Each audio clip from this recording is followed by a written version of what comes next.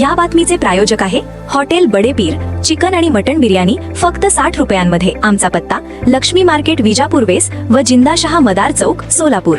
महापालिका निवडणुकीत भाजपचे तब्बल 87 नगरसेवक विजयी झाल्यानंतर आता स्वीकृत सदस्यांच्या निवडीकडे संपूर्ण शहराचे लक्ष लागले आहे।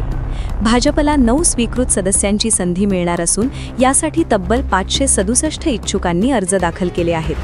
येत्या 20 फेब्रुवारीला होणाऱ्या पहिल्या सर्वसाधारण सभेत या नावांची अधिकृत घोषणा होणार असल्याने राजकीय वर्तुळात उत्सुकता शिगेला पोहोचली आहे। शहराध्यक्ष रोहिणी तडवळकर आणि माजी उपमहापौर पद्माकर काळे यांची नावे जवळपास निश्चित मानली जात आहेत। उर्वरित 7 जागांसाठी नव्या चेहऱ्यांना संधी देत विविध सामाजिक घटकांचे प्रतिनिधित्व साधण्यावर भर दिला जाणार असल्याची माहिती सूत्रांनी दिली। त्यामुळे पक्षातील कार्यकर्त्यांमध्ये नवचैतन्य निर्माण झाले आहे। महापालिका निवडणुकीत सुमारे 1100 जणांनी भाजपकडून उमेदवारीसाठी मुलाखती दिल्या होत्या। सर्वांना उमेदवारी देता आली नसली तरी पक्षनिष्ठा जपून काम करणाऱ्या आणि आमदार पक्षातील ज्येष्ठ नेत्यांचा शब्द पाळणाऱ्या कार्यकर्त्यांना स्वीकृतच्या माध्यमातून संधी मिळण्याची शक्यता आहे।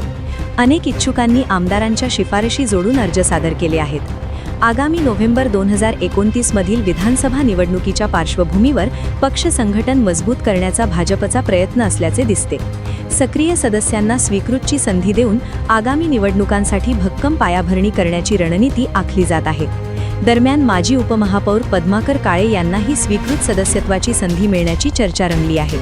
निवडणुकीत पराभव झाल्यानंतरही त्यांनी पक्षासाठी काम सुरू ठेवले असून त्यांना संधी मिळाल्यास राजकीय समीकरणांना नवे वळण मिळू शकते।